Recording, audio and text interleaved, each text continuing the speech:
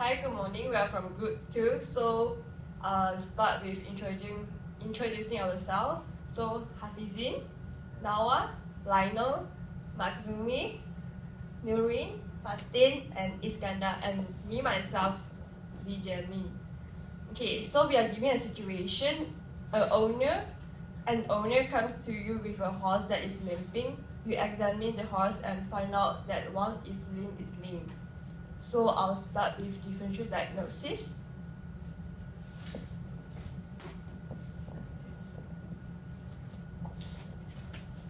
So for the differential diagnosis, this is basically based on the one clinical sign shown by the horse, which is lame. So the differential diagnosis from the lameness we can find from the parasite parasite point of view. We can say from the blood parasites and helminths. For helminths, we have strongylosis infection caused by Strongylosis vulgaris, and for the second one is the cetarriosis caused by Ceteria digitata. Meanwhile, for the blood parasites, for the third differential diagnosis is the because of equine protozoal myeloencephalitis (EPM) caused by Sarcocystis neurona. So next, for the sample to collect and method of collection. Okay, for the sample, we have to collect the feces and also the blood. For the feces, we can collect the fresh feces and do the demonstration of eggs in the feces, do fecal culture to identify infective larva, which is the Strongylosis vulgaris. For the blood, we can obtain through the jugular groove.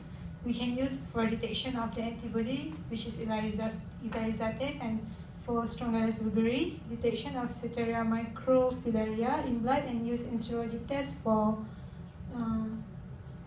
Sarcocystis neurona.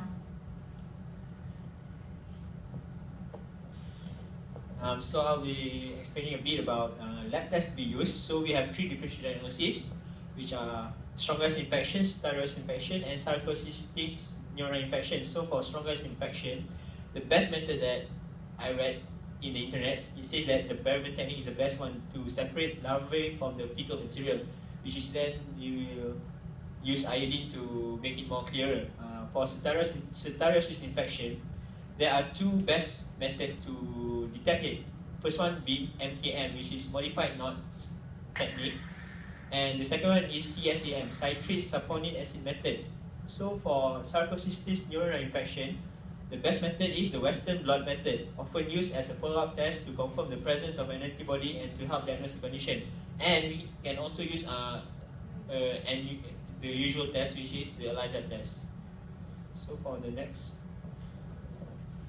So for the result of the Strongylosis infection, which is by using the technique of Berman technique, is kind of similar with fecal flotation, which is we will separate the larvae from the fecal material. So once the fecal material is on the slide will be examined under compound microscope, and the living larvae or the living nematodes will be stained with iodine stain, so it will be in brownish color.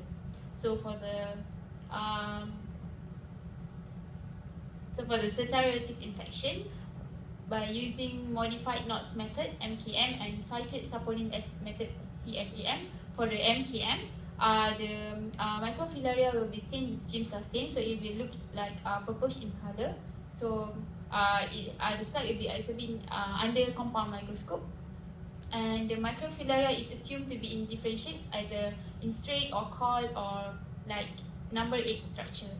And for the citric acid technique, the interpretation is the slide is examined under compound microscope, and the microfilaria will be stained with methylene blue solution.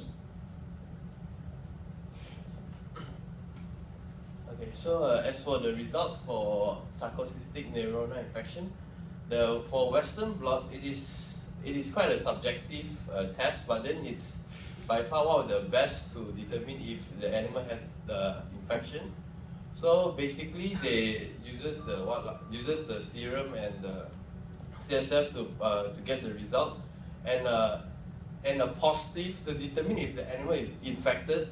Positive for Western blot is that it needs to be positive for this test as well as the clinical signs showing such disease, like usually related to neurological signs such as swaying and stuff like that.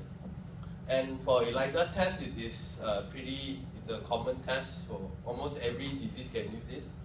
So this is a very clear-cut test, and then it is known that the best serum titer to use is 1 to 32, and this test is to test for the surface antigen 1. Yeah.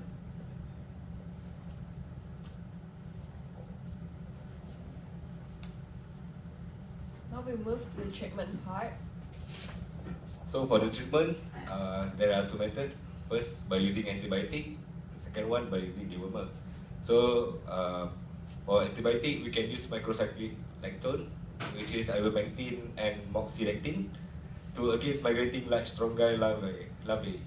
The second one is by increasing dosage of benzimidazole to against migrating large strongyl larvae, and administer with elevated dosage, which is 10 mg per kg daily for 5 consecutive days. And the last one is moxidectin, 0.4 mg per kg, and febendazole, 10 mg per kg daily for 5 consecutive days to kill significant proportion of the encysted cytostome larvae within the gut mucosa.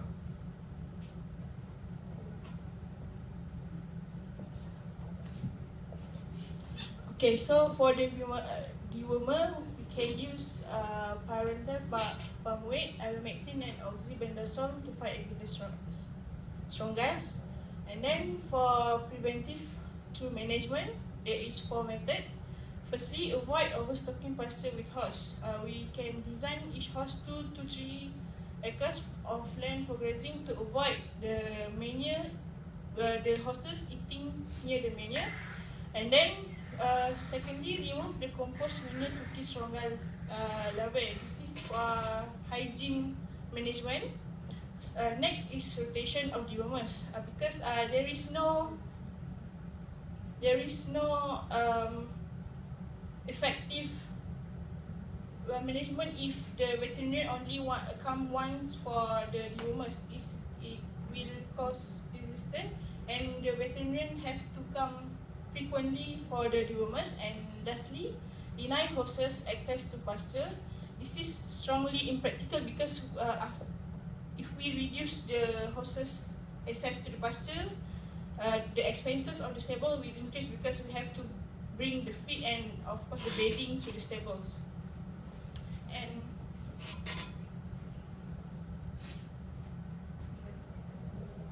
So we have discussed about this situation, and we all had already mind mapped it. So that's from us. Thank you. Thank you.